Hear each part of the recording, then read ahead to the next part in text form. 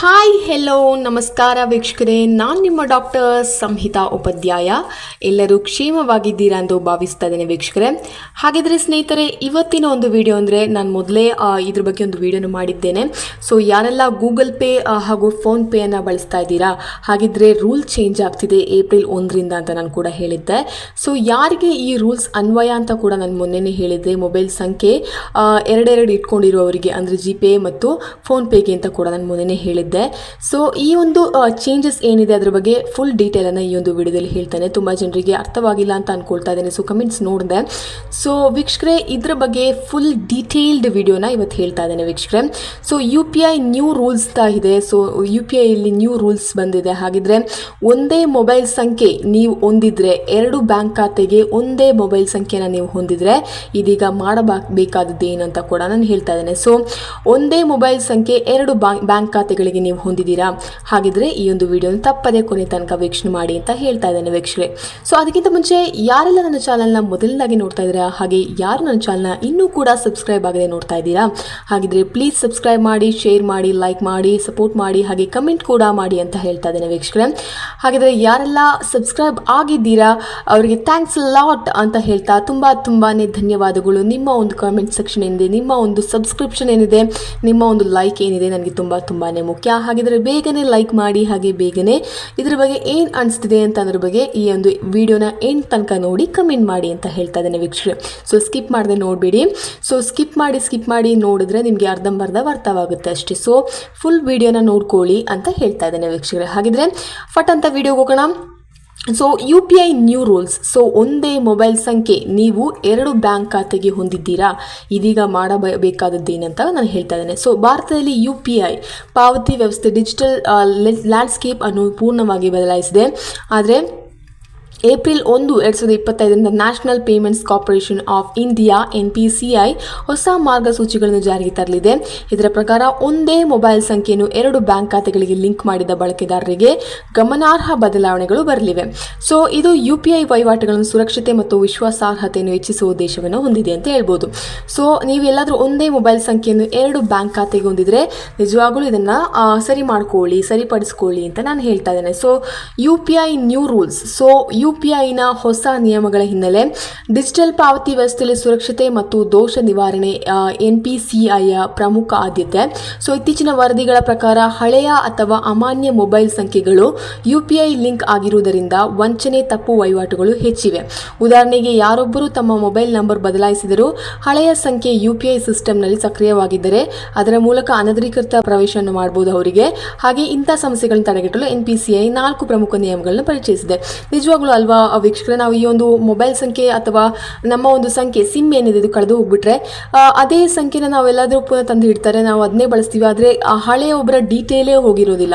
ನಮಗೆ ಆ ಹಳೆಯೊಬ್ಬರ ಒಂದು ಅವರ ಪರಿಚಯಸ್ಥರು ಏನಿದ್ದಾರೆ ಅಥವಾ ಅವರ ಬ್ಯಾಂಕ್ ವಹಿವಾಟುಗಳೇನಿವೆ ಅಥವಾ LIC ಆಗಿರ್ಬೋದು, ಏನು ವಹಿವಾಟುಗಳಿದೆ ಇವೆಲ್ಲವ ಮೆಸೇಜ್ ನಾವು ತಗೊಂಡ್ರೆ ಆ ಸಿಮ್ನ ನಮಗೆ ಬರುತ್ತೆ. ಆ ಒಂದು ಮೆಸೇಜ್ ಏನಾಗಿರಲಿ ಅಥವಾ ಆ ಒಂದು ಪರ್ಸನಲ್ ಇನ್ಫಾರ್ಮೇಷನ್ ಏನಾಗಿರಲಿ ಅಥವಾ ಅವರ ಒಂದು ಕಾಂಟ್ಯಾಕ್ಟ್ ಲಿಸ್ಟಲ್ಲಿರುವ ಜನಗಳ ಒಂದು ಕಾಲ್ ಆಗಿರಲಿ ಅಲ್ವಾ, ನೀವು ಕೂಡ ಅನುಭವ ಪಟ್ಟಿರ್ಬೋದು.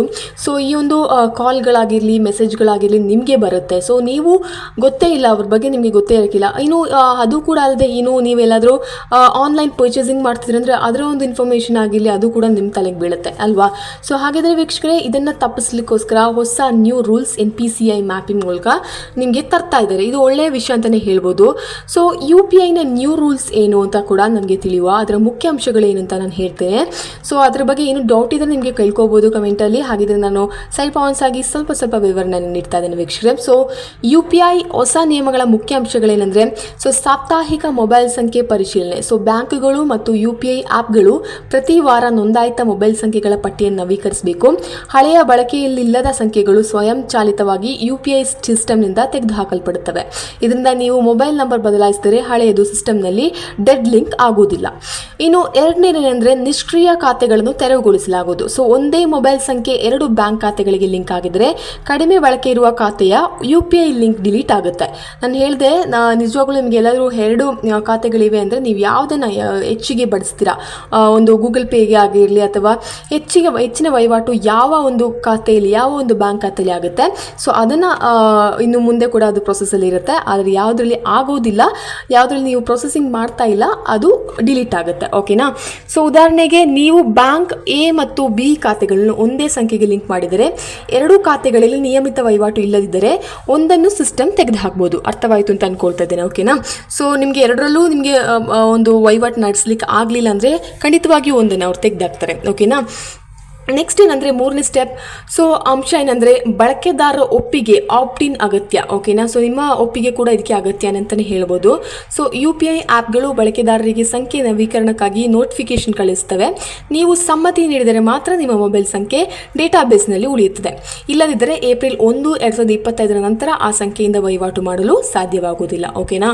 ಸೊ ಗಮನದಲ್ಲಿಟ್ಕೊಳ್ಳಿ, ನೀವು ಬೇಗನೆ ಈ ಒಂದು ವಿಷಯವನ್ನು ಮಾಡಬೇಕು ಅಂತ ನಾನು ಹೇಳ್ತಾ ಇದ್ದೇನೆ. ಸೊ ಬ್ಯಾಂಕುಗಳಿಗೆ 4ನೇದೇನೆಂದರೆ ಬ್ಯಾಂಕುಗಳಿಗೆ ಮಾಸಿಕ ವರದಿಯನ್ನು ಇರುತ್ತೆ. ಸೊ NPCI ಪ್ರಕಾರ ಎಲ್ಲ ಬ್ಯಾಂಕ್ಗಳು ಮಾಸಿಕವಾಗಿ ಸಕ್ರಿಯ UPI ಬಳಕೆದಾರರು, ನವೀಕೃತ ಸಂಖ್ಯೆಗಳ ಶೇಕಡಾವಾರು ಮತ್ತು ವಿಫಲ ವಹಿವಾಟುಗಳ ವಿವರಗಳನ್ನು ಸಲ್ಲಿಸಬೇಕು. ಇದು UPI ಪ್ಲಾಟ್ಫಾರ್ಮ್ ದಕ್ಷತೆ ಮತ್ತು ಪಾರದರ್ಶಕತೆಯನ್ನು ಹೆಚ್ಚಿಸುತ್ತೆ. ಸೊ ಈ ಒಂದು ಮಾಸಿಕ ವರದಿಯನ್ನು ನೀಡೋದ್ರಿಂದ ಈ ಒಂದು UPI ಪ್ಲಾಟ್ಫಾರ್ಮ್ನ ದಕ್ಷತೆ ಮತ್ತು ಪಾರದರ್ಶಕತೆಯನ್ನು ಕೂಡ ಹೆಚ್ಚಿಸುತ್ತದೆ. ಸೊ ಇನ್ನು ಬಳಕೆದಾರರಿಗೆ ಯಾವ ಲಾಭಗಳಿವೆ ಅದನ್ನ ಬಗ್ಗೆ ಕೂಡ ನಾನು ಹೇಳ್ತೇನೆ. ಸೊ ವಂಚನೆ ಕಡಿಮೆ ಇದರಿಂದ ಅಲ್ವಾ. ಸೊ ಹಳೆಯ ಸಂಖ್ಯೆಗಳ ಮೂಲಕ ಅನಧಿಕೃತ ಪ್ರವೇಶ ಅಪಾಯ ತಗುತ್ತೆ. ಸೊ ನಿಜವಾಗ್ಲೂ ನೀವು ಒಂದು ಹಳೆಯ ಸಂಖ್ಯೆಗಳೇನಿದೆ, ನಾನು ಈಗಾಗಲೇ ಹೇಳಿದೆ ನಿಮಗೆ ಹೇಗೆಲ್ಲ ಒಂದು ಹಳೆಯ ನಂಬರಿಂದ ನಮಗೆ ಇರಿಟೇಷನ್ ಆಗುತ್ತೆ ಅಂತ. ಸೊ ಅದನ್ನ ತಪ್ಪಿಸ್ಬೋದು. ಇನ್ನು ತಪ್ಪು ಪಾವತಿ ತಡೆ. ನೀವು ಮೊಬೈಲ್ ನಂಬರ್ ಬದಲಾಯಿಸಿದರೂ ಹಳೆಯದು ಸ್ವಯಂ ತೆರವುಗೊಳ್ಳುವುದರಿಂದ ರಾಂಗ್ ಟ್ರಾನ್ಸ್ಫರ್ ಸಾಧ್ಯತೆ ಕಡಿಮೆ. ಓಕೆನಾ? ಸೊ ತಪ್ಪು ಪಾವತಿ ತಡೆನ ಅಂದರೆ ನೀವು ಎಲ್ಲಾದರೂ ದೊಡ್ಡ ಅಮೌಂಟನ್ನು ನೀವು ಯಾರಿಗಾದ್ರೂ ಕಳಿಸ್ಬಿಟ್ರೆ ಏನಾಗುತ್ತೆ, ನಿಮಗೆ ಇದು ವಾಪಸ್ ಕಳಿಸ್ತಾರೆ ಅವರು? ಖಂಡಿತವಾಗ್ಲೂ ಇಲ್ಲ ಅಲ್ವಾ. ಸೊ ವೇಗವಾದ ವಹಿವಾಟು ಏನು, ನಿಖರವಾದ ಡೇಟಾಬೇಸ್ ಇರುವುದರಿಂದ UPI ಸರ್ವರ್ ಲೋಡ್ ಕಡಿಮೆ ಆಗಿ ಪಾವತಿ ವೇಗ ಹೆಚ್ಚಾಗುತ್ತೆ. ಸೊ ವೇಗವಾದ ವಹಿವಾಟನ್ನು ಕೂಡ ಇದರಿಂದ ಆಗುತ್ತೆ. ಸೊ ನಿಖರವಾದ ಡೇಟಾಬೇಸ್ ಅಂದರೆ ಪರ್ಫೆಕ್ಟ್ ಡೇಟಾಬೇಸ್ ನಿಮ್ಮೊಂದಿಗೆ ಇರುವಾಗ, ನಿಮ್ಮ ಒಂದೇ ಒಂದು ಖಾತೆಯಲ್ಲಿ ನಿಮ್ಮ ಪರ್ಫೆಕ್ಟ್ ಡೇಟಾಬೇಸ್ ಇದ್ದರೆ ಇದರಿಂದ UPI ಕೂಡ ತುಂಬ ಸರ್ವರ್ ಲೋಡ್ ಆಗದೆ, ಅದು ತುಂಬ ಚೆಕ್ ಇನ್ ಮಾಡದೆ ನಿಮ್ಮ ಒಂದು ಪಾವತಿ ಏನಿದೆ ಅದು ಬೇಗನೆ ಆಗುತ್ತೆ. ಓಕೆನಾ? ಸೊ ಬಳಕೆದಾರರು ಹೀಗೆ ಮಾಡಬೇಕಾಗಿದ್ದು ಏನು, ನಾನು ಈಗನೇ ಹೇಳ್ತಾ ಇದ್ದೇನೆ. ಸೊ ಬಳಕೆದಾರರು ಏನು ಮಾಡಬೇಕು ಅಂದರೆ, ನಿಮ್ಗೀಗ ಹೌದು ಮೇಡಮ್ ಇಷ್ಟೆಲ್ಲ ಹೇಳಿದ್ರಾ, ಬಟ್ ನಾನು ಏನು ಮಾಡಬೇಕೀಗ ಅಂತ ನೀವು ಯೋಚಿಸ್ತಾ ಇರ್ಬೋದು ಅಲ್ವಾ. ಸೊ ಏನು ಮಾಡಬೇಕು ಅಂತ ಹೇಳ್ತೇನೆ. So first step is mobile ಸಂಖ್ಯೆ ಪರಿಶೀಲಿಸಿ. ಓಕೆನಾ? ಸೊ ನಿಮ್ಮ ಎಲ್ಲ ಬ್ಯಾಂಕ್ ಖಾತೆಗಳಲ್ಲಿ ನೋಂದಾಯಿತ ಸಂಖ್ಯೆ ಇತ್ತೀಚಿನದಾಗಿದೆಯೇ ಎಂದು ಖಚಿತಪಡಿಸಿ. ಓಕೆನಾ? ಫಸ್ಟ್ ಸ್ಟೆಪ್ ಈಸ್ ನಿಮ್ಮ ಎಲ್ಲ ಬ್ಯಾಂಕ್ ಖಾತೆಗಳಲ್ಲಿ ನೋಂದಾಯಿತ ಸಂಖ್ಯೆ ಇತ್ತೀಚಿನದಾಗಿದೆಯೇ ಎಂದು ಖಚಿತಪಡಿಸಿಕೊಳ್ಳಿ. Next second step, UPI app ನೋಟಿಫಿಕೇಶನ್ಗಳನ್ನು ಇಗ್ನೋರ್ ಮಾಡಬೇಡಿ. ನಿಜವಾಗ್ಲೂ UPI ಇಂದ ಏನೆಲ್ಲ ಆ್ಯಪ್ ತುಂಬ ನೀವು ಅಡ್ಕೊಂಡಿರ್ತೀರಾ, ತುಂಬ ನಿಮಗೆ ಏನು ಅಗತ್ಯವಿದೆಯೋ ಅದನ್ನ ಮಾತ್ರ ನೋಡ್ತೀರಾ, ಮಿಕ್ಕಿದ್ದ ಒಂದು ಮೆಸೇಜ್ಗಳಿಂದ ಅದನ್ನ ಓಪನ್ ಮಾಡೋಕ್ಕೆ ಹೋಗೋದಿಲ್ಲ. ಹಾಗೆ ಮಾಡಬೇಡಿ. UPIನಿಂದ ಏನಾದರೂ ನೋಟಿಫಿಕೇಶನ್ ನಿಮ್ಮ ಮೊಬೈಲ್ಗೆ ಬಂದರೆ ಅದನ್ನ ಪ್ಲೀಸ್ ಇಗ್ನೋರ್ ಮಾಡಬೇಡಿ. ನವೀಕರಣಕ್ಕಾಗಿ ಕಳುಹಿಸಿದ ಸಂದೇಶಗಳಿಗೆ ತಕ್ಷಣವೇ ನೀವು ಪ್ರತಿಕ್ರಿಯಿಸಿ ಅಂತ ಹೇಳ್ತಾ ಇದ್ದಾನೆ. ಸೊ ಮಾರ್ಚ್ ಇನ್ನು 3ನೇ step. So step 3 is March 31, 2025 ಒಂದು 2025ಕ್ಕಿಂತ ಮುನ್ನ ಮಾಹಿತಿ ನವೀಕರಿಸಿ ಅಂತ ಹೇಳ್ತಾ ಇದ್ದಾನೆ. ಸೊ ಏಪ್ರಿಲ್ 1ರಿಂದ ಅಲ್ವಾ ಡಿಲೀಟ್ ಆಗೋದು. ಸೊ ಮಾರ್ಚ್ 31, 2025ಕ್ಕಿಂತ ಮುನ್ನ ಮಾಹಿತಿಯನ್ನು ನವೀಕರಿಸಿ ಈ ಒಂದು ನಿಮ್ಮ ಒಂದು ಲಿಂಕ್ ಆಗಿದೆಯಾ ಅನ್ನೋದ್ರ ಬಗ್ಗೆ ಖಚಿತಪಡಿಸಿಕೊಳ್ಳಿ ಅಂತ ಹೇಳ್ತಾ ಇದ್ದಾರೆ. ಸೊ ಹೊಸ ನಿಯಮ ಜಾರಿಗೆ ಮುಂಚೆ ನಿಮ್ಮ ಬ್ಯಾಂಕ್ ಖಾತೆ ಮತ್ತು UPI ಲಿಂಕನ್ನು ಅಪ್ಡೇಟ್ ಮಾಡಿ ಅಂತ ಹೇಳ್ತಾ ಇದ್ದಾರೆ. ಓಕೆನಾ? ಸೊ ಹಾಗಿದ್ರೆ ನಿಮ್ಮ ಒಂದು ಈ ಒಂದು ಯಾವ ಬ್ಯಾಂಕ್ ನಿಮಗೆ, ಯಾವ ಒಂದು ಬ್ಯಾಂಕಲ್ಲಿ ನಿಮಗೆ ಈ ಒಂದು UPI ವಹಿವಾಟು ನಡೀಬೇಕೋ ಅದು ನಿಮ್ಮ ಇಚ್ಛೆಗೆ ತಕ್ಕಂತೆ ನೀವು ನಡೆಸ್ಕೋಬೋದು. ಅಥವಾ ನೀವು ಮಾಡಲಿಲ್ಲ ಅಂದರೆ ಸರ್ಕಾರ UPI NPCI ಮ್ಯಾಪಿಂಗಲ್ಲಿ ಅವರಿಗೆ ಇಷ್ಟ ಬಂದ ಒಂದು ಅಕೌಂಟ್ನ ತೆಗೆದಾಕ್ತಾರೆ. ಓಕೆನಾ? ಸೊ ಇನ್ನು fourth step, the step 4 is bank ಸಹಾಯ ಕೇಂದ್ರದೊಂದಿಗೆ ಸಂಪರ್ಕಿಸಿ. ಸೊ ಖಾತೆ ಸಕ್ರಿಯತೆ ಮತ್ತು ಸಂಖ್ಯೆ ನವೀಕರಣದ ಬಗ್ಗೆ ಸ್ಪಷ್ಟತೆಯನ್ನು ಪಡೆಯಿರಿ.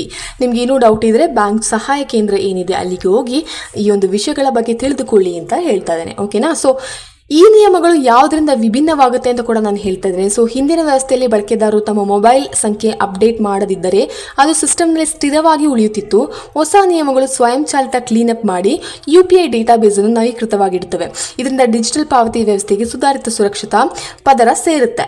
ಸೊ ನಿಮಗೇನು ತುಂಬ ಕ್ವಶನ್ಸ್ ಇರ್ಬೋದು. ಸೊ ಕೆಲವೊಂದು ಪ್ರಶ್ನೆಗಳನ್ನು ನಾನೇ ತಯಾರಿ ಮಾಡಿದ್ದೇನೆ.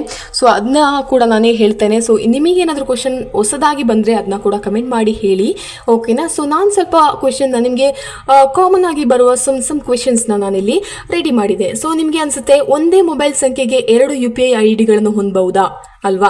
ಸೊ ಇದೊಂದು ಕ್ವಶನ್ ನಿಮಗೆ. ಸೊ ಒಂದೇ ಮೊಬೈಲ್ ಸಂಖ್ಯೆಗೆ 2 UPI ಐಡಿಗಳನ್ನ ಹೊಂದಬಹುದಾ ಇಲ್ವಾ, ಹೌದಲ್ವಾ. ಸೊ ಹೌದು ಹೊಂದಬಹುದು ಅಂತ ನಾನು ಹೇಳ್ತೇನೆ. ಸೊ ಹೌದು ಹೊಂದಬಹುದು. ಒಂದೇ ಮೊಬೈಲ್ ಸಂಖ್ಯೆಗೆ 2 UPI ಐಡಿಗಳನ್ನು ಹೊಂದಬಹುದು. ಆದರೆ 2 ಖಾತೆಗಳಲ್ಲಿ ಸಕ್ರಿಯ ವಹಿವಾಟುಗಳಿಲ್ಲದಿದ್ದರೆ ಒಂದು ಲಿಂಕ್ ತೆರವುಗೊಳ್ಬಹುದು, ಓಕೆನಾ. ಸೊ ಇದು ಕೂಡ ಸೇಮ್. ಸೊ 2 UPI ಐಡಿಗಳನ್ನ ನೀವು ಹೊಂದಬಹುದು, ಓಕೆನಾ. ಆದರೆ ಎರಡರಲ್ಲೂ ನೀವು ಈ ಒಂದು ವಹಿವಾಟು ಏನಿದೆ ಅಥವಾ ಗೂಗಲ್ ಪೇ ಅಥವಾ ಫೋನ್ ಪೇ ಏನಿದೆ ಇದನ್ನ ನಡೆಸ್ತಾ ಇರಬೇಕು. ಒಂದನ್ನು ಸುಮ್ಮನೆ ಇಟ್ಟು ಒಂದನ್ನು ಮಾತ್ರ ನೀವು ಬಳಸ್ಕೊಳ್ತಾ ಇದ್ರೆ ಆ ಬಳಸ್ಕೊಳ್ಳೋದ ಒಂದು ಲಿಂಕ್ ಅಥವಾ UPI ID ಏನಿದೆ ಇದು ತೆರವುಗೊಳಿಸ್ತದೆ.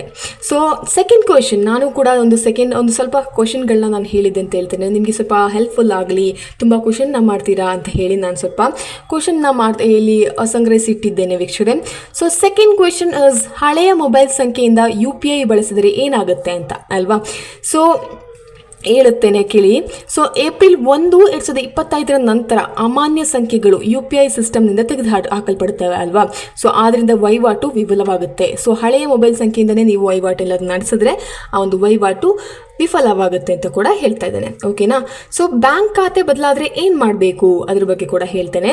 ಸೊ ಇದು ಅದು ಲಾಸ್ಟ್ ಕ್ವೆಶನ್. ಇನ್ನು ನಿಮಗೆ ಎಲ್ಲಾದರೂ ಕ್ವೆಶನ್ ಉದ್ಭವಿಸಿದ್ರೆ ಖಂಡಿತವಾಗಿಯೂ ಮೆಸೇಜ್ ಮಾಡಿ ಕೇಳಿ. So last question is, bank ಖಾತೆ ಬದಲಾದರೆ ಏನು ಮಾಡಬೇಕು, ಓಕೆನಾ. ಸೊ ಹೊಸ ಬ್ಯಾಂಕ್ ಖಾತೆಗೆ UPI ಲಿಂಕ್ ಮಾಡುವ ಮುನ್ನ ಹಳೆಯ ಲಿಂಕನ್ನು ಡಿಲೀಟ್ ಮಾಡಿ ಅಂತ ಹೇಳ್ತಾ ಇದ್ದೇನೆ, ಓಕೆನಾ. ಸೊ ಬ್ಯಾಂಕ್ ಖಾತೆ ಬದಲಾಗೋದಿಲ್ಲ. ಸೊ ಬಿಕಾಸ್ ಹೊಸ ಬ್ಯಾಂಕ್ ಖಾತೆಗೆ UPI ಲಿಂಕ್ ಮಾಡುವ ಮುನ್ನ ನಿಮ್ಮ ಒಂದು ಹಳೆಯ ಲಿಂಕನ್ನು ಡಿಲೀಟ್ ಮಾಡ್ಕೊಳ್ಳಿ, ಓಕೆನಾ. ಸೊ UPIನ ಹೊಸ ನಿಯಮಗಳು ಡಿಜಿಟಲ್ ಭಾರತದ ಭವಿಷ್ಯವನ್ನು ಹೆಚ್ಚು ಸುರಕ್ಷಿತ ಮತ್ತು ಸುಗಮವಾಗಿಸಲು ರೂಪಿಸಲಾಗಿದೆ. ಸೊ ಬಳಕೆದಾರರು ಮತ್ತು ತಮ್ಮ ಮಾಹಿತಿಯನ್ನು ಸಮಯಕ್ಕೆ ಅಪ್ಡೇಟ್ ಮಾಡಿಕೊಂಡ್ರೆ ಈ ಬದಲಾವಣೆಗಳಿಂದ ಪ್ರಯೋಜನ ಪಡೆಯಬಹುದು ಅಂತಲೇ ಹೇಳ್ಬೋದು. ಸೊ ನೆನಪಿಡಿ, ಮಾರ್ಚ್ 31, 2025 ಎಂಬುದು ಕಟ್ ಆಫ್ ದಿನಾಂಕ. ಸೊ ಸುರಕ್ಷಿತ UPI ಬಳಕೆಗಾಗಿ ಹಿಂದೆ ನಿಮ್ಮ ಮೊಬೈಲ್ ಸಂಖ್ಯೆ ಮತ್ತು ಬ್ಯಾಂಕ್ ಖಾತೆ ವಿವರಗಳನ್ನು ಪರಿಶೀಲಿಸಿ ಅಂತ ನಾನು ಹೇಳ್ತಾ ಇದ್ದೇನೆ ವೀಕ್ಷಕರೇ. ಸೊ ನನಗನ್ನಿಸ್ತಾ ಇದೆ ನಾನು ತುಂಬ ಇಂಪಾರ್ಟೆಂಟ್ ಆದ ಮಾಹಿತಿಯನ್ನು ನಾನು ಕೊಟ್ಟಿದ್ದೇನೆ ಈ ಒಂದು ವಿಡಿಯೋದಲ್ಲಿ. ಸೊ ಮಾರ್ಚ್ 31, 2025 ನೀವೆಲ್ಲರೂ ಒಂದು 2 ಬ್ಯಾಂಕ್ ಖಾತೆ ಒಂದೇ ನಂಬರ್ಗೆ ಲಿಂಕ್ ಆಗಿದ್ರೆ ಖಂಡಿತವಾಗಿಯೂ ಯಾವುದಾದ್ರೂ ನಿಮ್ಗೆ ಇಷ್ಟ ಬಂದ ಬ್ಯಾಂಕ್ಗೆ ಮಾಡ್ಕೊಳ್ಳಿ ಅಂತ ನಾನು ಈಗಲೇ ಹೇಳ್ತಾ ಇದ್ದೇನೆ. ಸೊ ನೀವು ಈ ಚೇಂಜಸ್ನ ನೀವೇ ಮಾಡ್ಕೊಳ್ಳೋದ್ರಿಂದ ನಿಮ್ಗೆ ಇಷ್ಟ ಬಂದ ಬ್ಯಾಂಕನ್ನು ಚೂಸ್ ಮಾಡಿಕೊಂಡು ನೀವು ಒಂದೇ ಬ್ಯಾಂಕ್ ಒಂದೇ ಮೊಬೈಲ್ ಸಂಖ್ಯೆನ ಬಳಸ್ಬೋದು UPIಗೆ, ಓಕೆನಾ.